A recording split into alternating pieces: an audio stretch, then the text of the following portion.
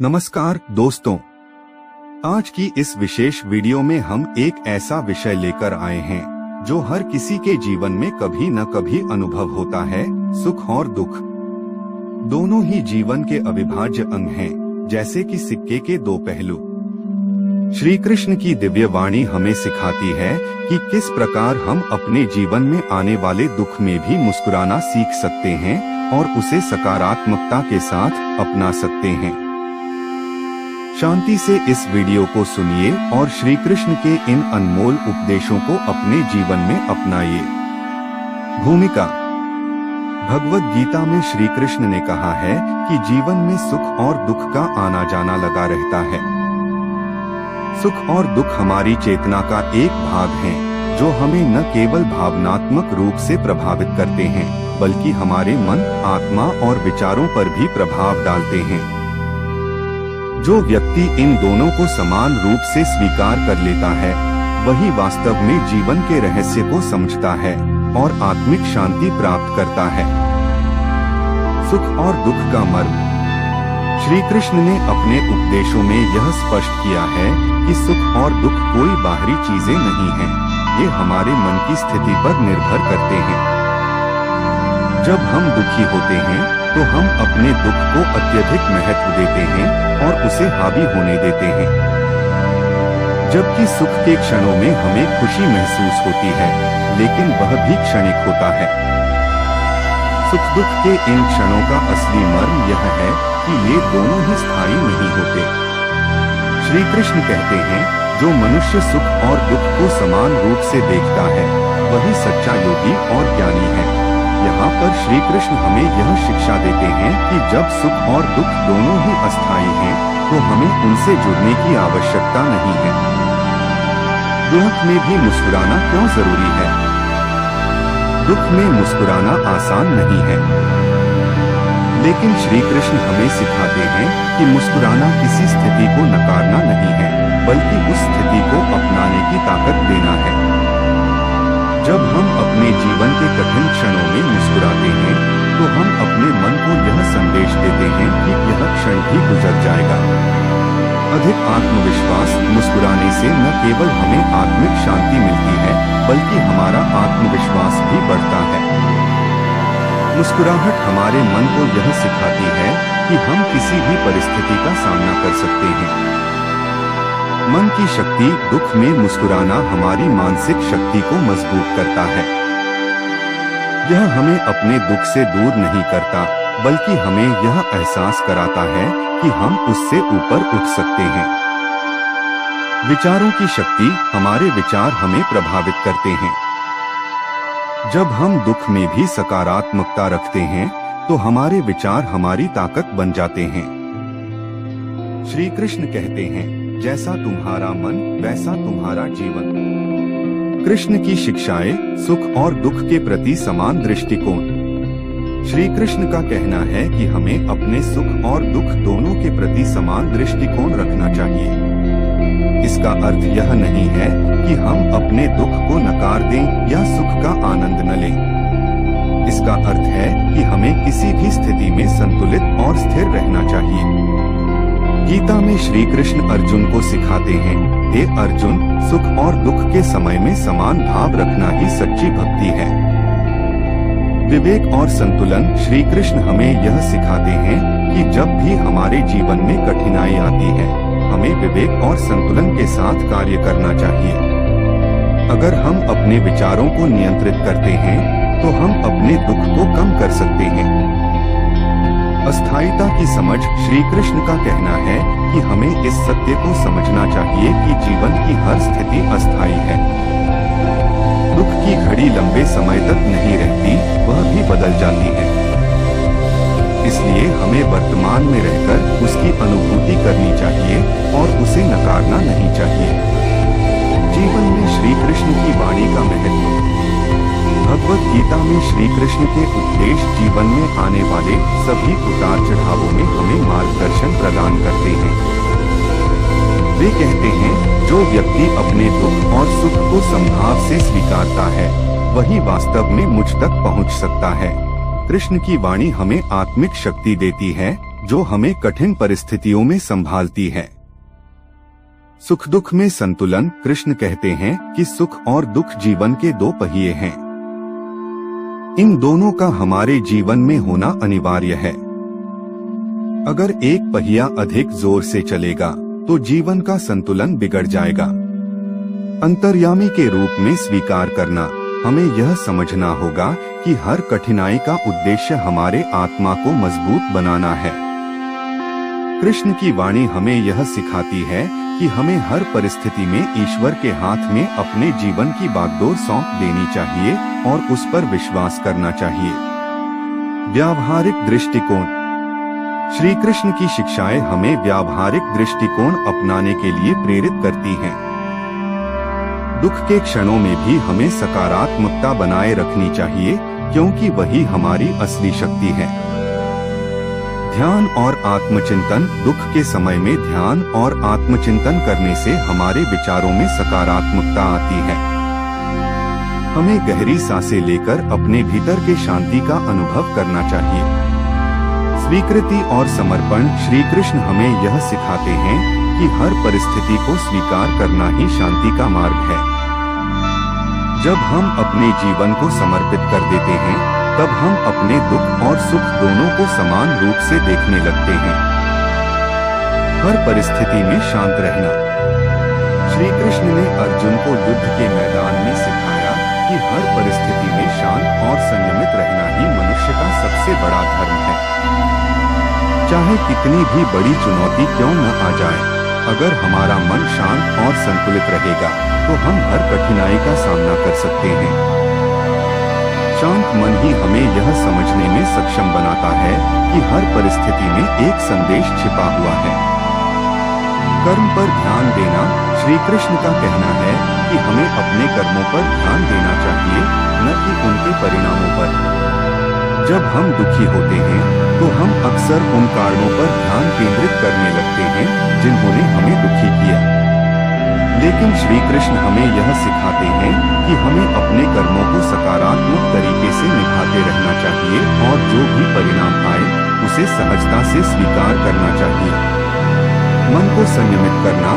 गीता में श्री कृष्ण कहते हैं, मनुष्य का सबसे बड़ा मित्र उसका स्वयं का मन है और उसका सबसे बड़ा शत्रु भी उसका मन ही है। हमारे दुख और पीड़ा का मुख्य कारण हमारा असंयमित मन है। जब हम अपने मन को संयमित करते हैं तो हम अपने दुखों से ऊपर उठ जाते हैं और जीवन को संतुलित नजरिए से देखने लगते हैं। आसक्ति और इच्छाओं का त्याग। अधिकतर दुख का कारण हमारी आसक्ति और इच्छाएं होती हैं। जब हम किसी वस्तु, व्यक्ति या परिस्थिति के प्रति आसक्त हो जाते हैं तो उसके चले जाने पर हमें दुख होता है। श्री कृष्ण का संदेश यही है कि यदि हम अपने सुख और दुख को वस्त्र की तरह पहनना और उतारना सीख जाएं, तो हम अपने जीवन में आने वाले हर दुख से ऊपर उठ सकते हैं। निरंतर परिवर्तन का सिद्धांत। श्री कृष्ण के अनुसार संसार में कुछ भी स्थायी नहीं है। यह संसार निरंतर परिवर्तनशील है और इसलिए किसी भी स्थिति या वस्तु से अत्यधिक आसक्ति रखना व्यर्थ है। सुख और दुख की अनुभूति हमारे भीतर ही होती है और जब हम इस सत्य को समझ लेते हैं तब हम अपने दुखों से मुक्त हो सकते हैं। इच्छाओं की समाप्ति। श्री कृष्ण ने अर्जुन को सिखाया कि इच्छाएं मन की अशांति का कारण होती हैं। जितना अधिक हम अपनी इच्छाओं का दमन करेंगे, उतना ही हमारे जीवन में शांति और संतोष बढ़ेगा। इच्छाओं के त्याग से हमें सच्चा सुख प्राप्त होता है और दुख की जड़ें समाप्त हो जाती हैं। माया और मोह से मुक्ति। श्री कृष्ण ने माया और मोह को जीवन के दुखों का मुख्य कारण बताया है। माया का अर्थ है वह भ्रामक शक्ति जो हमें यह महसूस कराती है कि यह संसार स्थायी है, जबकि सच्चाई इससे बिल्कुल विपरीत है। मोह का अर्थ है किसी भी चीज से अत्यधिक लगाव। जब हम माया और मोह से परे होते हैं, तब हमें असली सुख का अनुभव होता है। सांसारिक सुख दुख की अनित्यता। श्री कृष्ण ने कहा है कि सांसारिक सुख और दुख अस्थायी होते हैं। जब हमें यह एहसास हो जाता है कि हर स्थिति नश्वर है, तो हमारे मन से डर और चिंता का भाव समाप्त हो जाता है। इसी भाव को हम सहजता और संतोष के रूप में जी सकते हैं। परमात्मा के प्रति समर्पण। कृष्ण कहते हैं कि जब हम अपनी पूरी जीवन यात्रा को परमात्मा के प्रति समर्पित कर देते हैं, तो माया और मोह का भ्रम टूट जाता है। हम संसार में रहते हुए भी संसार के दुखों से मुक्त हो जाते हैं। यह एक अद्भुत अवस्था है जहां व्यक्ति हर स्थिति को प्रेम, आनंद और शांति के साथ स्वीकार करता है। ज्ञान और भक्ति का मार्ग। श्री कृष्ण ने यह भी कहा कि ज्ञान और भक्ति का मार्ग हमें दुख से मुक्ति दिला सकता है। ज्ञान का अर्थ है जीवन और जगत का वास्तविक स्वरूप समझना, और भक्ति का अर्थ है ईश्वर के प्रति अटूट प्रेम और समर्पण। ज्ञान हमें यह सिखाता है कि जीवन में दुख का कारण क्या है, और भक्ति हमें उस दुख को ईश्वर पर समर्पित करने का मार्ग दिखाती है। ज्ञान के माध्यम से समझ। श्री कृष्ण कहते हैं कि जब हम अपने दुखों को समझने का प्रयास करते हैं, तब हमें यह महसूस होता है कि हमारे दुख का मुख्य कारण हमारे अपने विचार और भावनाएं हैं। ज्ञान हमें उस मानसिकता से ऊपर उठने में मदद करता है जिससे हमें दुख होता है। भक्ति की शक्ति। कृष्ण का कहना है कि भक्ति का अर्थ केवल ईश्वर का नाम लेना नहीं है, बल्कि हर परिस्थिति को ईश्वर का प्रसाद समझकर अपनाना है। जब हम हर स्थिति को ईश्वर का आशीर्वाद मानते हैं, तब हमारे दुख का स्वरूप बदल जाता है और वह हमें आध्यात्मिक विकास की ओर प्रेरित करता है। आंतरिक शांति का महत्व। श्री कृष्ण की शिक्षाओं का मुख्य सार यह है कि हम हर परिस्थिति में आंतरिक शांति बनाए रखें। दुख में मुस्कुराना और सुख में संतुलित रहना ही सच्चा जीवन है। जब हम आंतरिक शांति का अनुभव करते हैं, तब हमें यह एहसास होता है कि जीवन की हर स्थिति हमें कुछ सिखाने आई है। आत्मस्वीकृति और आत्मबोध। दुख में मुस्कुराना केवल बाहरी दिखावा नहीं है, यह एक आंतरिक अवस्था है जहां हम अपनी आत्मा के साथ गहरे जुड़ जाते हैं। जब हम आत्मबोध को प्राप्त करते हैं, तब हमें समझ में आता है कि हर दुख हमें अपने भीतर के सत्य से परिचित कराने के लिए आता है। मौन का बल। श्री कृष्ण की वाणी हमें सिखाती है कि मौन का बल अपार है। जब हम अपने दुख को बिना किसी शिकायत के स्वीकार करते हैं, तब हम आत्मा के उस स्तर पर पहुंच जाते हैं जहां केवल शांति और आनंद का निवास होता है। मौन हमारे विचारों को स्थिर करता है और हमें सच्चे आनंद की अनुभूति कराता है। जीवन को खेल की तरह देखें। श्री कृष्ण के उपदेश हमें यह सिखाते हैं कि जीवन को एक खेल की तरह देखना चाहिए। जीवन में आने वाले उतार चढ़ाव खेल का हिस्सा हैं, और जिस प्रकार खिलाड़ी हर स्थिति का आनंद लेते हुए खेलते हैं, उसी प्रकार हमें भी जीवन की हर स्थिति में संतुलन बनाए रखना चाहिए। कर्मयोग। श्री कृष्ण ने गीता में कर्मयोग का सिद्धांत दिया, जिसमें उन्होंने कहा कि जीवन का प्रत्येक कार्य ईश्वर के प्रति समर्पित होना चाहिए। जब हम हर कर्म को एक खेल की तरह बिना किसी अपेक्षा के करते हैं, तो हमें जीवन के सुख और दुख में फर्क महसूस नहीं होता। जीवन के अनुभवों से सीखें। खेल में हर हार और जीत से कुछ सीखा जाता है, उसी तरह जीवन में आने वाला हर अनुभव हमें कुछ सिखाने आता है। श्री कृष्ण कहते हैं कि चाहे परिस्थिति सुख की हो या दुख की, उससे कुछ सीखने का प्रयास करें। जब हम इसे सीखने के नजरिए से देखेंगे, तो हर कठिनाई भी आसान लगने लगेगी। वर्तमान में जी। श्री कृष्ण का एक महत्वपूर्ण उपदेश है कि हमें हर स्थिति में वर्तमान में रहना चाहिए। अधिकतर दुख का कारण यह होता है कि हम अपने अतीत की घटनाओं या भविष्य की चिंताओं में उलझे रहते हैं। लेकिन जीवन का वास्तविक सुख वर्तमान में जीने में है। अतीत और भविष्य से मुक्ति। श्री कृष्ण ने कहा है कि जो व्यक्ति वर्तमान में जीता है, वही सच्ची शांति को प्राप्त करता है। अतीत के दुख या भविष्य की चिंता में समय बर्बाद करने से बेहतर है कि हम अपने वर्तमान पर ध्यान केंद्रित करें। इससे न केवल हमारी ऊर्जा बचती है, बल्कि हम अपने कार्यों में भी पूर्ण रूप से संलग्न हो पाते हैं। क्षण का महत्व। श्री कृष्ण के अनुसार हर क्षण को एक उपहार की तरह स्वीकार करना चाहिए। जब हम अपने जीवन के हर क्षण को संपूर्णता के साथ जीते हैं, तब हमें अपने आसपास की हर चीज में आनंद का अनुभव होता है। हमारे मन से दुख और चिंता स्वतः ही समाप्त हो जाते हैं। आत्मा की अनंतता को समझें। श्री कृष्ण कहते हैं कि आत्मा न कभी जन्म लेती है, न कभी मरती है। आत्मा का स्वरूप अनंत और असीम है, और इसलिए इसे किसी भी सुख या दुख का अनुभव नहीं होता। श्री कृष्ण का यह ज्ञान हमें यह सिखाता है कि हमारे भीतर वह शक्ति है जो हर परिस्थिति में स्थिर और अविचल रह सकती है। स्वयं को आत्मा के रूप में देखें। जब हम स्वयं को एक शरीर के बजाय आत्मा के रूप में देखने लगते हैं, तो हम अपने दुखों को समझने लगते हैं। हमारा शरीर नश्वर है, लेकिन हमारी आत्मा शाश्वत है। श्री कृष्ण का कहना है कि हमें अपने दुखों को आत्मा के दृष्टिकोण से देखना चाहिए। शाश्वत आनंद आत्मा का वास्तविक स्वरूप आनंद है। जब हम अपनी आत्मा के साथ जुड़ते हैं, तो हमें सुख और दुख दोनों के परे एक शाश्वत आनंद की अनुभूति होती है। श्री कृष्ण कहते हैं कि यह आनंद ही हमारा सच्चा स्वरूप है, और इसे अनुभव करना ही जीवन का असली उद्देश्य है। हर कार्य में भगवान का स्मरण रखें। श्री कृष्ण ने गीता में अर्जुन को सिखाया कि चाहे जीवन में कोई भी कार्य हो, उसे ईश्वर को समर्पित करते हुए करना चाहिए।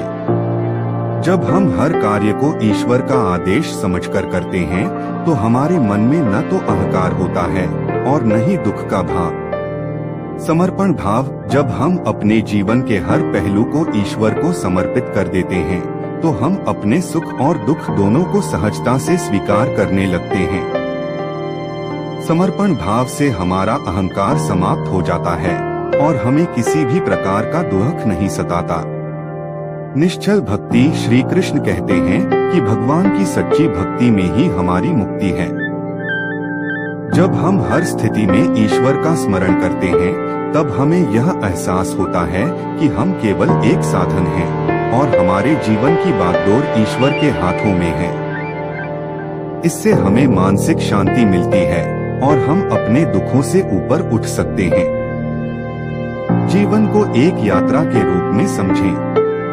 श्री कृष्ण ने कहा कि जीवन एक यात्रा है, और इस यात्रा में हमारे अनुभव हमें आत्मा की उन्नति के लिए प्रेरित करते हैं।